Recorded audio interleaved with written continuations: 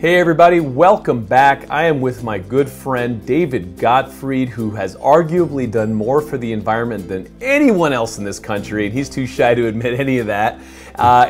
He has started the USGBC, which is the Green Building Council, and is basically the guy behind LEED certification, which is essentially kind of the standard for green building and what that means for us in the future. Dave, welcome to the summit.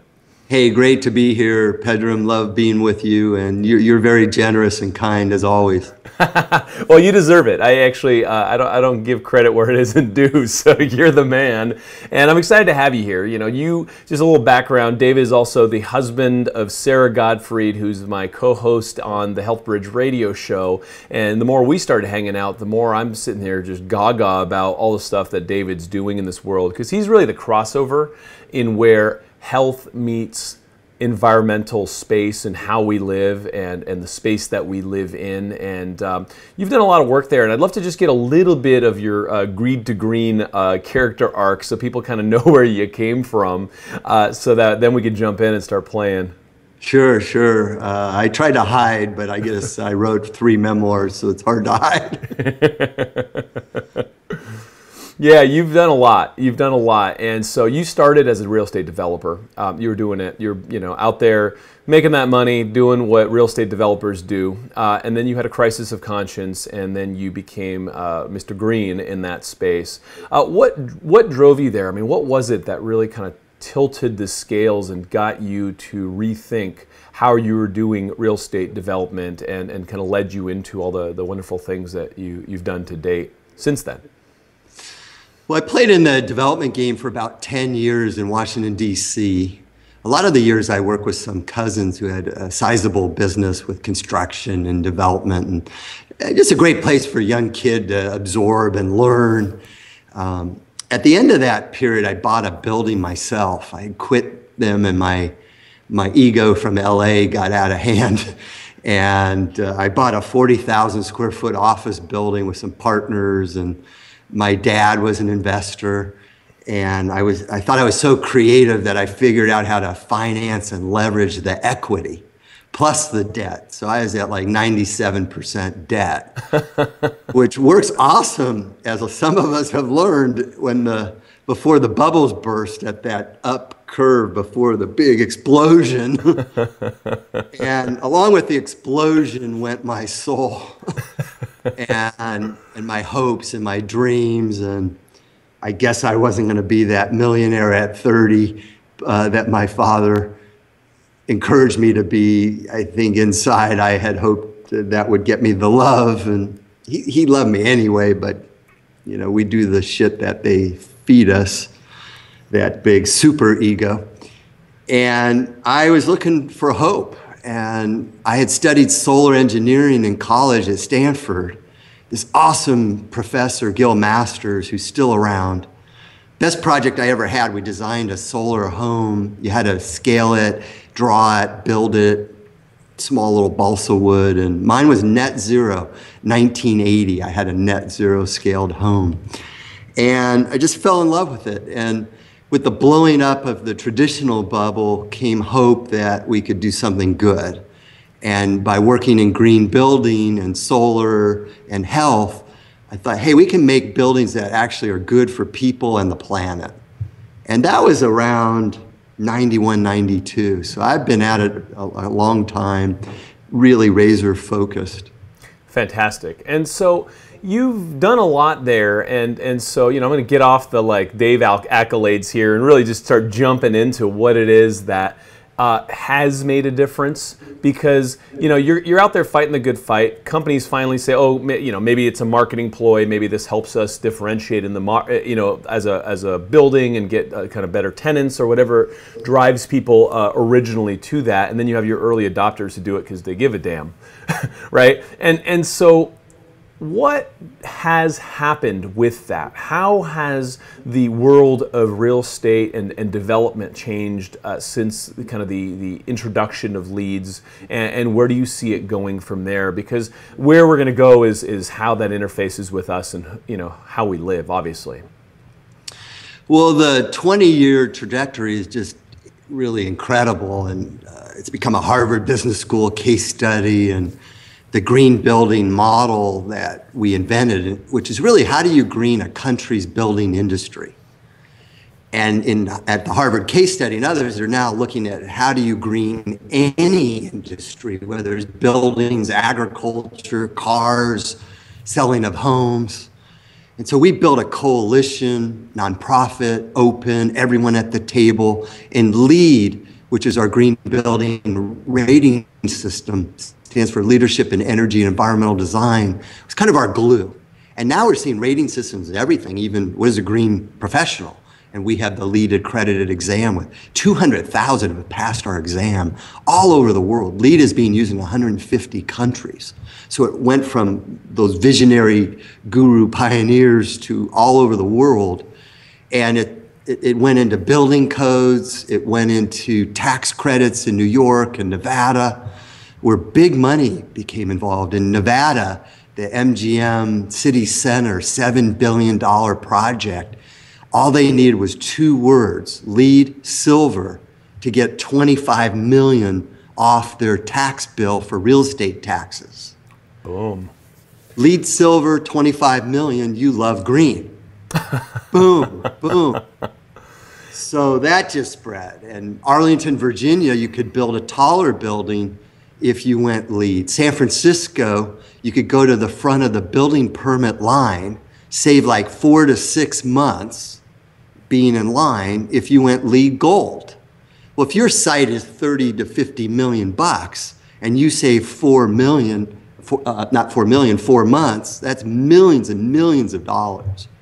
So this, through the codes, through the tax credits, through governmental incentives, through product manufacturers, because of all that, they came out with green products that would tie into LEED credits. Major architects like Gensler said, hey, everyone get LEED accredited. Turner Construction would compete with DPR and say, hey, we got 500 LEED APs, how about you? And with those 200,000 putting LEED on their business card, just in every angle you could go, we were disrupting the market and changing status quo. So we went from voluntary, visionary pioneers to early mainstream into mainstream. And now, I believe if you're doing a new office building in the US and it's 200,000 square feet and it's not LEED, I believe you're negligent. Boom. So there's something really powerful in this. And so we actually met up, I don't know, a week or 2 ago in New York. You were there, I was there, we had dinner. We're walking by a building and you stop and you just point at a plaque that I wouldn't have even noticed, and it said LEED certified. And so I look at the plaque and then I look up and go, wow, that's a big building, right? And so they're all over New York. And so what I'm hearing is you had a very interesting strategy of using legislation, municipalities, tax code changes, and hacks into how the civic life could then influence an industry and help it spawn and help it go out. And that's where my interest lies in our conversation today, is that we have this blossoming organic food movement. We have this blossoming conscious capital movement. We have this blossoming movement towards green building. And how can we take some of the experiences that you have in having done this very successfully in the world of green building and move it to all of these other verticals so that society can help, legislate seatbelts, all these types of things that actually work when you work with the right people and have the laser focus of that type of will? It's a great question, and I actually in my last book tried to summarize why us. What was the glue? What was the spark? What exploded green all over the world? And then how do you extract it just for the health industry? So there are a lot of ingredients, and I think there's about 5 to 7 key ingredients. The first one I'll mention is we were open. And we talk probably a little too much about me, I feel self-conscious. I opened this up. I made it a nonprofit. I gave away the IP. And I invited everyone who had a spark and sparkle in their eyes, who loved this idea, hey, we're going to create green building and define them, to come in. And we did it all over the world. So we now have 102 countries with green building councils. You can download LEED for free. So first, you're open, you let everyone in. It has to be progressive. The L in LEED is leadership. So if someone's coming in with their big fire hose, do you want to be open to them? And early on, that can hurt you. So the one area we were not open in the beginning was to trade organizations. So I fought early years with the Vinyl Institute and the Tobacco Institute. And we wanted to keep those guys out in the earlier years because we needed to be incubated and protected. 15 years later, when we had 20,000 organizational members in the US, we let them in because we were strong enough. But I didn't want the Gypsum Association to join and pay $300. I wanted US Gypsum to join our membership and pay the 15 grand dues with their brand. So you want the brands front and center, not the lowest common denominator of the trade organizations. So nonprofit for us worked. Now you have B Corps that could be for profit with the public good. And we have a new group is forming called the Well Building Standard. You know them, our friend Paul Ashala. He's a B Corp. But even in his model, he studied us. So you're open, the right organizational structure, you bring in the brightest people. You need all the sectors of the industry at the table. So at our board of directors and membership, architects got a chair and a vote, engineers, contractors, banks, and financial institutions. Whereas the insurance people, because global warming, they were taking the hit. The tenants, that big building we looked at, the main tenant in New York was Bank of America. The owner, the Durst family owned that building. That was 2 million square feet, LEED Platinum. So the Dursts have been at our table. The architect of the building was Bob Fox. Fox was at our table. The manufacturers, a lot of UTC systems are in there, United Technology. They got a seat. But we went even more broadly. We wanted the cleaning company, the waste management firm. So if it's in health, who are all the seats? Who's growing the food? Who's shipping the food? You want to change those firms that are doing pesticides so that they don't use them. The label could have been organic. That's the lead, perhaps. But I'm not sure everyone was at the table in the full supply chain there. Where's government? Government in recycling of paper, government was the first buyer and really made recycled content paper work. And they were, in green building, the first real buyer were local governments. Like the city of Seattle said, all of our buildings that we build, the fire stations, the libraries, they will be LEED Silver. They said that in 2000. Just awesome. Then the tax credits, the codes, the laws, the carrots and the sticks, the education. We created Green Build. 30,000 people will go to New Orleans next month for Green Build New Orleans. So all the education, we had the exam, the accredited professional with an exam, with a reference guide. So each one of these came together to create a transformation package. I think that's amazing. Now, so let's just say you're in a local municipality and you want to make a change. And you can get maybe the government buildings to source their produce from a conglomerate of organic farms, or get a small school district to start doing that. And then you start running into some of the inertia. I mean, you know, Jamie Oliver ran into all kinds of problems trying to put better food in the LA Unified School District, and how all kinds of problems. Our friend Ocean Robbins, who did the Food Revolution Network, had a DDoS attack with like some bots out of Russia that got paid by somebody to try to take down their information, because there's powers that be that are, you know, resisting, but it's just a matter of time and things are changing right in front of us. So, you know, what are the first couple steps that you took to get into, say, the city of San Francisco or Seattle and these guys and say, hey guys, we got a great idea and we need some municipal adoption for this to fly? Yeah, and those forces will always fight you. Sure. Last year, we were fighting the American Chemistry Council, and we think they had a lobbying budget to beat us up of, I don't know, 20, 30 million bucks. And then we fought the wood industry and the plastic industry and the vinyl industry. So success means fights because you're changing status quo. But Seattle, well, what we did even before that, our first great partner was the White House. So when Bill Clinton was president and Al Gore was in there, we came up with a project with some influential friends who knew them to green the White House. So when we were nothing, the White House agreed to work with us. And 100 of us greenies for 3 days went to the White House and brainstormed, how do you green that thing? And then we worked, believe it or not, on the greening of the Department of Defense. That's an interesting place to start, right? Green bombs, man. But then our first conference, I got NIST, the National Institute of Standards and Technology. And you know who's under them? The Department of Commerce. And we were sitting in Gaithersburg, Maryland, in this gorgeous building with 500 greenies. We were 2 years old, and we did a conference, and they did the proceedings. So the local government, our board meeting in 2000, when they came out and said, hey, we're LEED Silver, our board meeting before that was scheduled in Seattle, and we invited the mayor to welcome us. And he turned out to be an architect. Aha, that helped.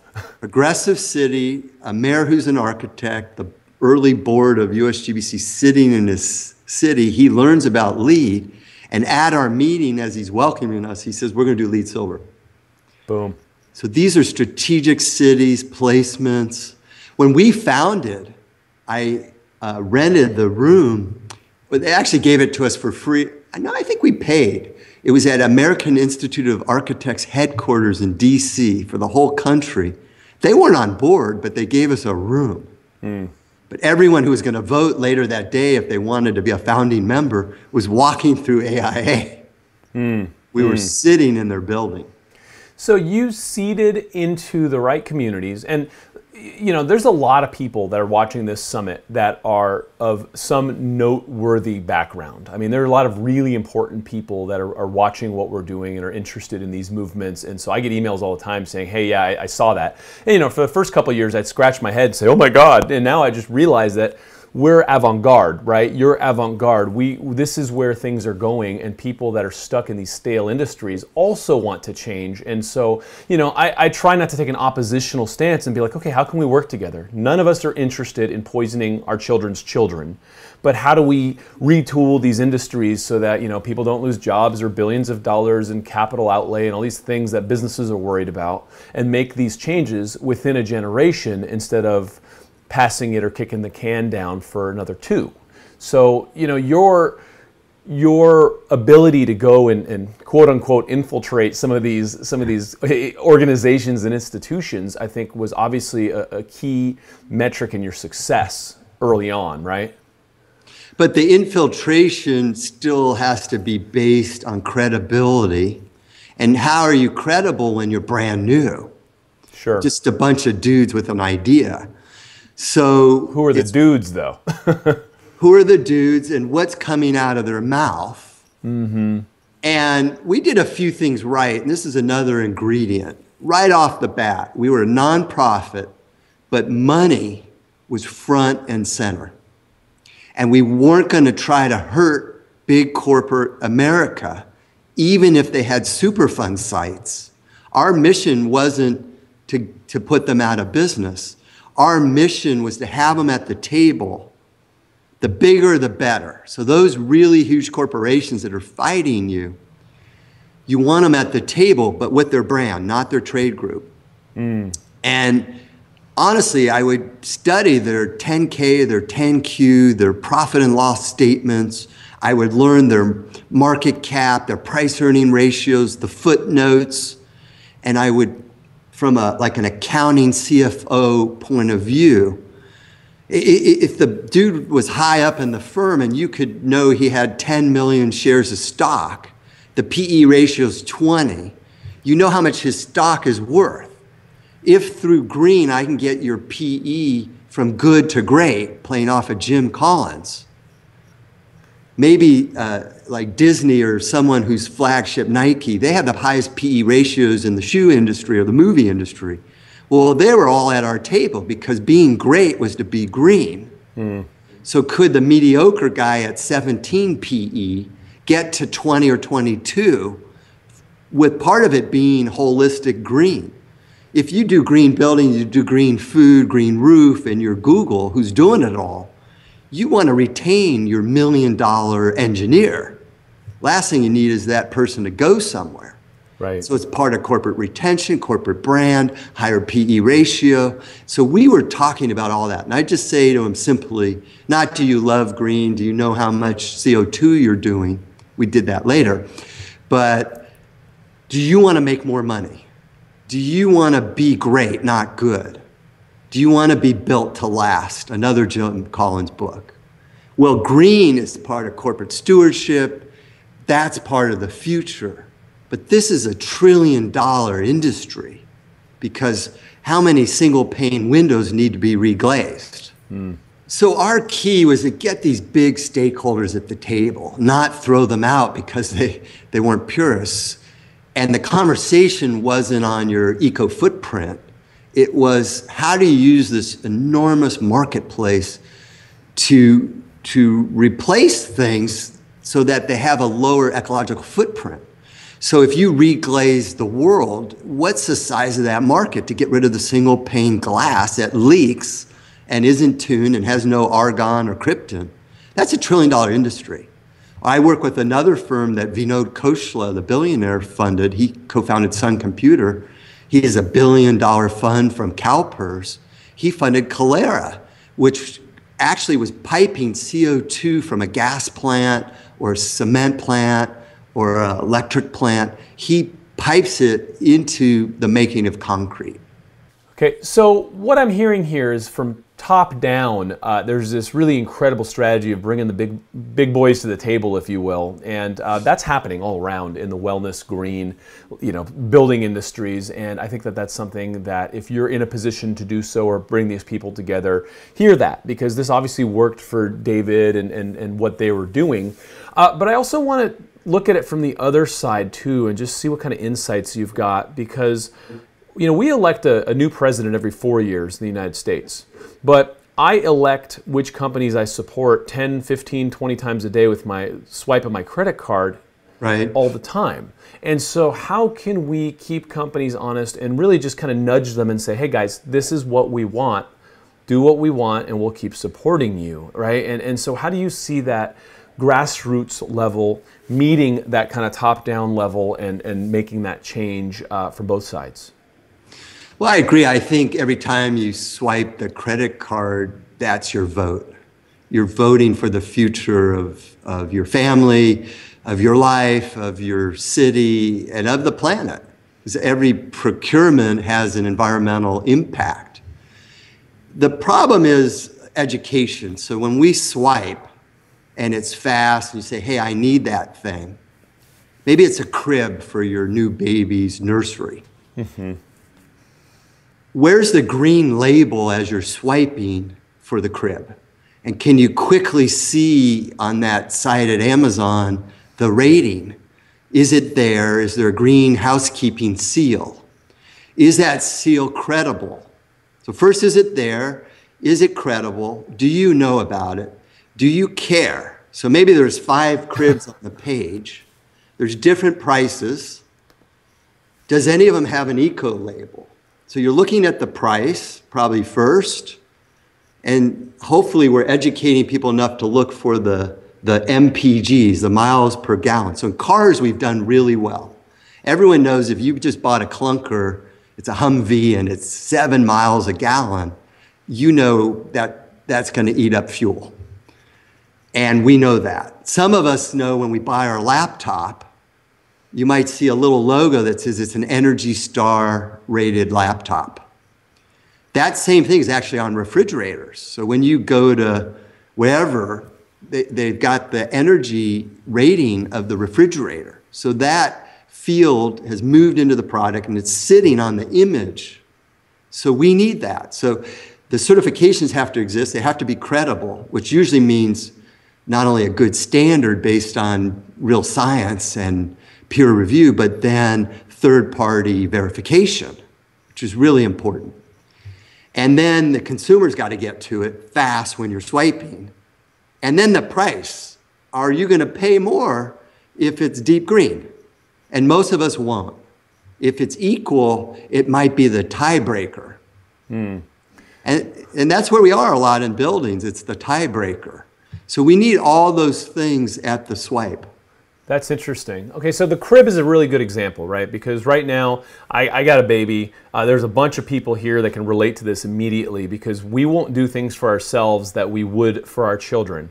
And so, you just watch this movie and the movie's telling you there's, 60 gazillion chemicals out there that can harm you and your baby. You say, well, I don't want that. And we just had this for something with our kid where, I'm searching online, trying to figure out which one is cleaner. And I ended up spending, 30% more on this item that was the cleaner item because I elect to do so for my child.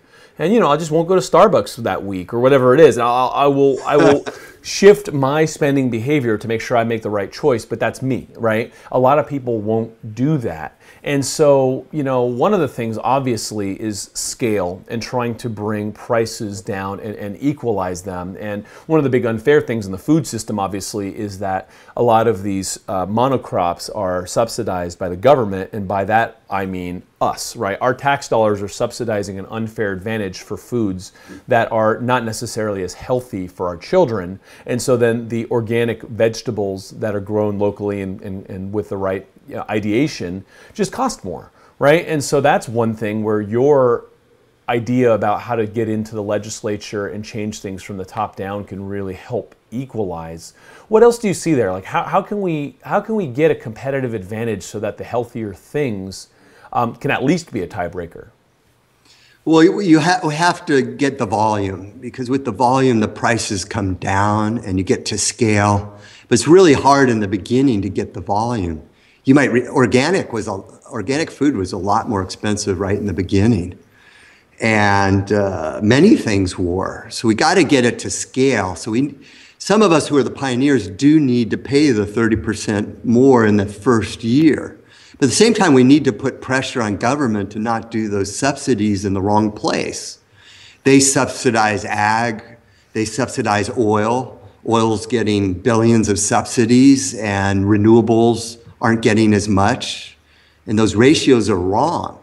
So it's the carrots and the sticks, but it's also the educated consumer. So we need to be educated and buy. And then they'll get the volume. So with the volume, things will happen.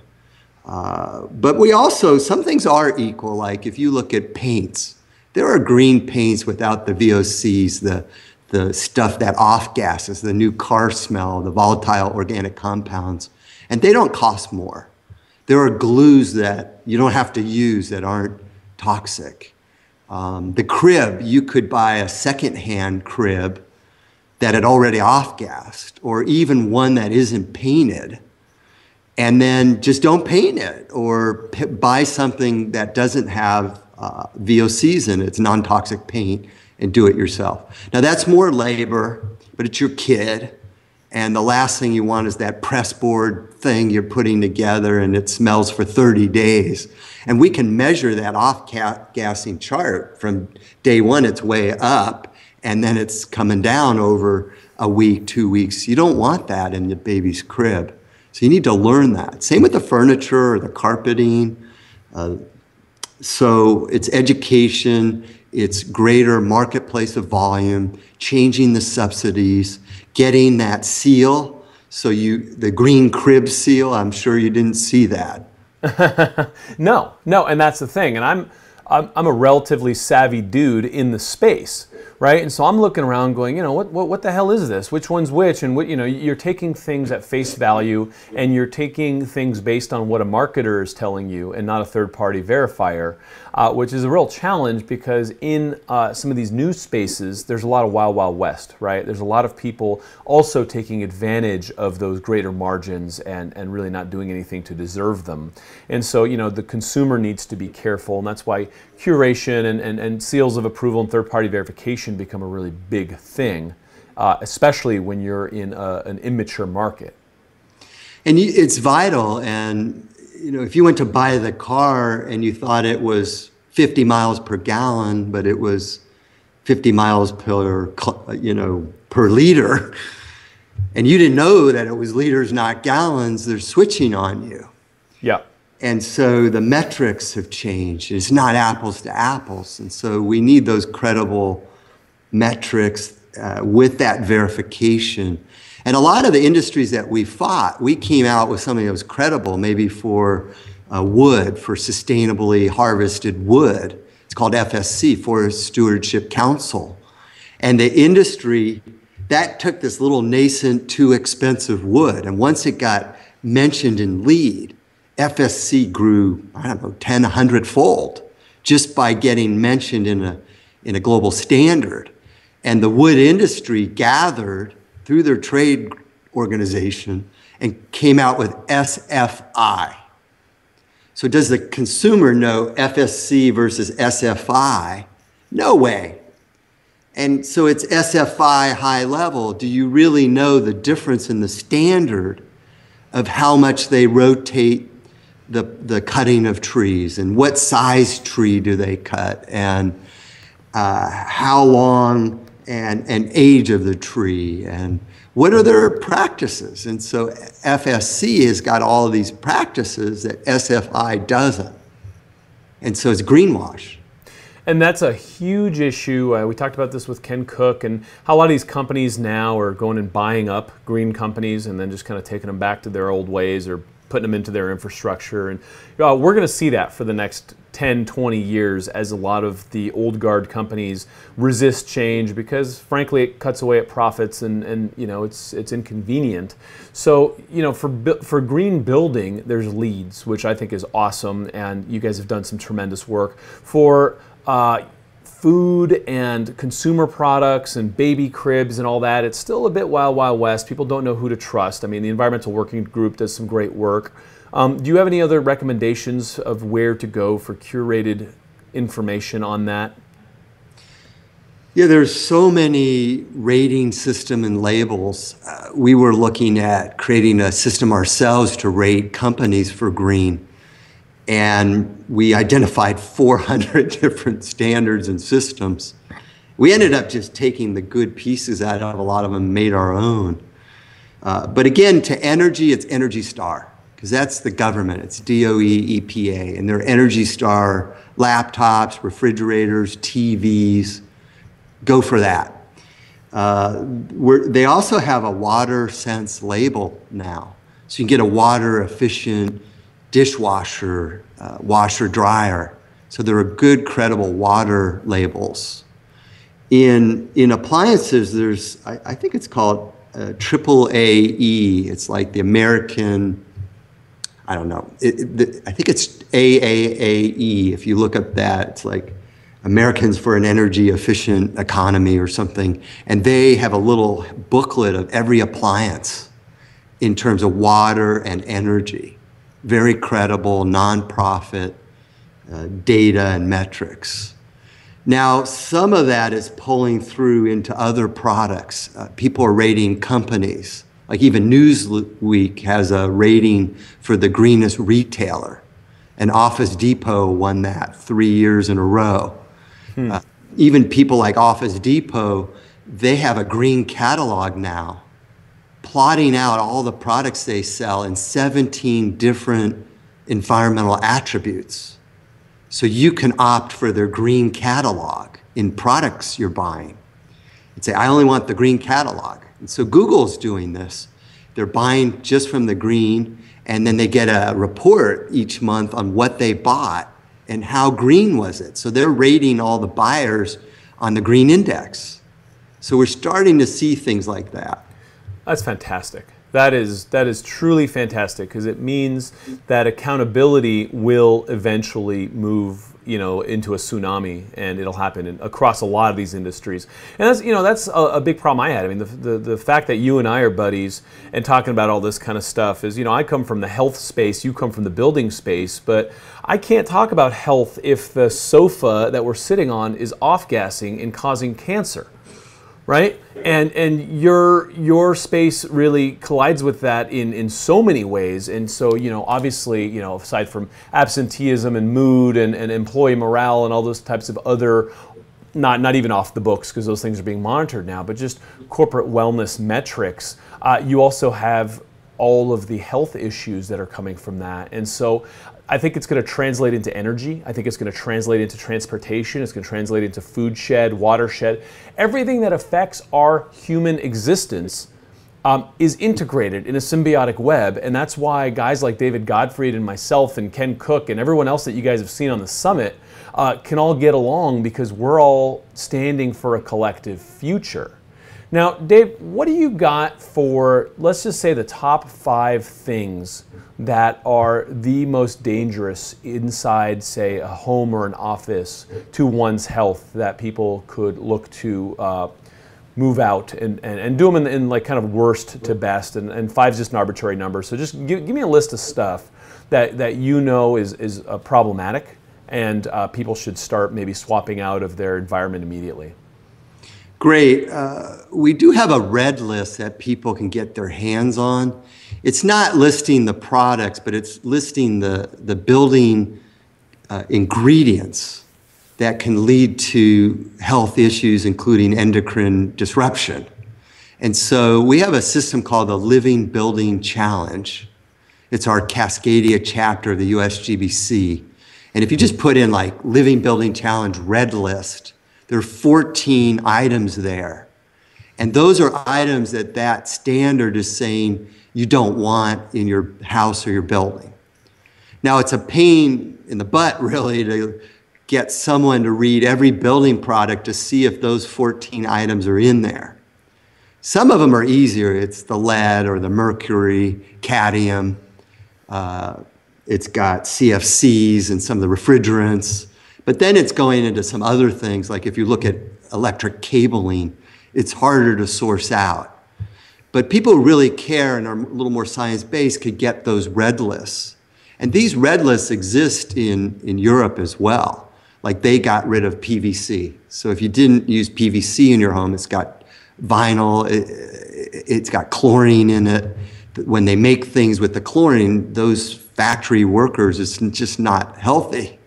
And if you ever had a fire, it'd be horrible with that burning of that stuff. So the PVC, like Kaiser, is trying to get that out of their hospitals. Certainly the lead and the mercury. But then they're going further, even the piping, they're trying to have no PVC piping. The paints, you gotta go non-toxic paint. The stuff that's in the paint that gives it shelf life so that your color today is the same color in 3 years. It's called biocides and fungicides. You don't need that. You're painting it today. Yeah, you'd like it to look great in 3 years when you use it, but a lot of those preservatives are what makes you sick. And so if you bought a paint and you had a certain name, they just have to remix it. So get no VOC paints, the volatile organic compounds. Same for your glues, your adhesives, your cleaning products, these ammonia-based products. You walk into the building and you can tell the cleaning crew had been there. That is not good. A friend of mine, Pedram, he calls that the cancer smell. It's easily detectable. If your body recognizes as a chemical odor, chances are it isn't good for you. Pure and simple.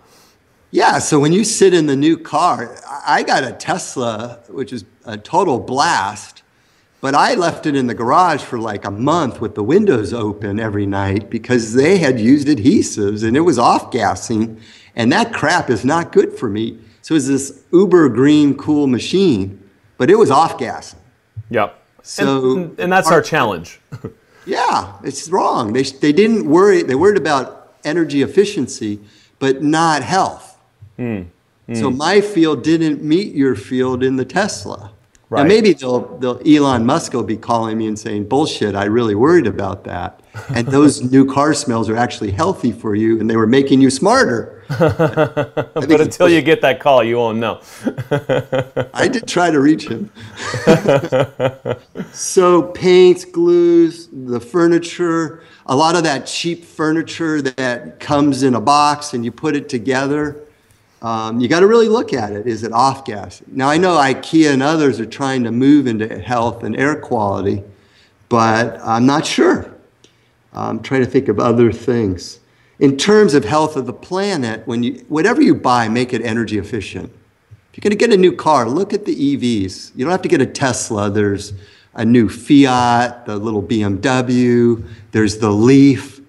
I think the Fiat is like $200 a month. And then there's a tax credit. So you're driving on like $99 a month. And so that's health of the planet. But the off-gassing, there's a new standard, this well building standard that's going to launch on October 21st. And that's bringing your field and mine actually together. And they're looking at nutrition, they're looking at mind in buildings. And they have a scientific advisory board that's like Sloan Kettering and MIT physicians. So we're starting to see, and I'm going to do this with you and Sarah, I'm going to do my next building brainstorm. We just did one for Whole Foods. I don't want just engineers and architects. I want you guys there. Yeah, well, and that's the thing. It's like if someone deserves a place at the table and they're not there, then it's incomplete. And I'm not saying I deserve a place at the table. What I'm saying is my industry needs to be represented, as do all of the others that impact, the way we live and we coexist. And that's, like you can't compartmentalize the way the world works anymore. Everything is tied together, as shown by what you're doing. And yeah, Paul and those guys are doing wonderful work, and the well certification, I think, is going to really take off. He's gotten some key endorsements from former presidents, and all kinds of really interesting people are working with it. So we've been watching that story, and we're probably going to do a big story on that whole thing next year. So this is a big thing, guys. Dave's been out there fighting the good fight for a long time, and there's still a lot of work to do. I mean, you could say we're standing on the shoulders of giants, but this is every single mother and father listening to this summit needs to understand that what you do will move the world in the direction of a healthier, greener, safer place, or keep the status quo. And so you gotta start making better decisions, and you will see the world change in front of you. And one thing I'd love to add to that is that we're not talking about hugging trees and getting the Birkenstocks. It's not only health, which should be enough, but this is the health of your pocketbook and your bank account. And this is the point I want to make, is that even if you aren't a tree hugger and you don't care about health that much, I know you don't want to lose your money. And green is so big, it's about the future of Earth and the future of the living species on Earth. And if you don't have fresh air or air, you die. If you run out of water, you die. If you don't have soil to grow food, you die. And the economy is actually not so stupid. It's figuring this out. And so when the economy was down and just crashing for 5 years from 2007 to 2012, guess what? Green building was growing 30%. Boom. Organic food. They weren't losing their jobs. Everybody else was. And our market, we were capturing market share when everyone was laying people off. So that's the message also. This is the health of the economy. That's beautiful. And we've said this before, we'll say it again, the billionaires of the future are going to deserve it. right, is there's a new way of being, there's a new way, and the abundance that comes from everyone saying, yes, I agree with that, will mean that they will move money and resources and wealth to the people that are doing the right thing. So being a part of that blossoming economy is also very fruitful and will help everything, right? So it's you know, in economics we call it externalities, right? Well, the environment was just an externality, you don't factor it in onto your profit and loss, and now it's the collapse of externalities and you know, the veil that has been lifted means that there's no stone unturned. And so what does that mean in terms of how we retool, how we build, how we see patients, how we make food, all of it. And it's actually an incredibly exciting time to be alive. And there are so many innovations that come up I mean, my inbox is like, you know, it almost catches fire every day with stuff that's just so relevant and interesting to read. So it's hard to even keep up with. But if you want to take small steps, start at the grocery store, start at the dry cleaner, start at, you know, the IKEA or wherever you think you're going to get your next piece of furniture, and start scaling up from there. Dave, any final thoughts on this? And I want to find out, you know, how people can get your books and find out about you. Yeah, great discussion. And it's really a merger here because I've decided, and you're already there with this conversation, all your work is, it's all about health. Because green is health. It's health of the planet and its people. And you can't say, well, that's a car, that's a building, or that's a lettuce. It's just so holistic. So that's cool. And the last thing, and then I'll give you the context, and this is where I'm going, you know that, is that I'm going into the brain because I believe in the amygdala and our survival wiring, it's still killing us. So when we're having this conversation, we're still bombing Syria today. Mm-hmm. And they're still looking for Americans to behead. Mm-hmm. And so with labeling and miles per gallon and lead, why are we beheading? You know? And so, you know, that prefrontal cortex is not awake. And it ain't controlling this thing back here. And so it's also about plasticity and rewiring. So I just wanted to get that out because that's the field I'm diving into, because we can create green cars, green buildings, net zero, net positive, and organic, but we're not evolving well as a species. I love that. I love that. And here's the good news, is if you stop eating garbage and you start taking care of yourself and you manage your stress and all these things that are kind of basic lifestyle parameters, you have the vitality left over to even go into those higher cortical centers and make better decisions. But if you're, just eating the potato chips and the soda and wondering what the hell's the difference, you can never get there, and you're basically stuck in the monkey brain. And every time there's a crisis, you think airstrike, and that has proven to not work. Right, and so we need to find a more inclusive way of living with our fellow man, and I love that you brought that up here, Dave. I love the fact that you're still going, right? You're not sitting on some hut in Tahiti saying I did mine and calling it quits. You're charging, and I appreciate everything you do. How can people find you, man? Great, just go to explosiongreen.com. And that's got my book stuff there, and it links into my world, and everything I'm writing or doing now is called Explosion Green. Love it, love it. A wonderful thing. Ladies and gentlemen, David Gottfried, good friend and eco-warrior extraordinaire, and just on our team. So Dave, thanks so much, and I look forward to seeing you in all things we do. Thanks for your great work. You're really getting the message out. Cheers, man. Thank you. Yeah.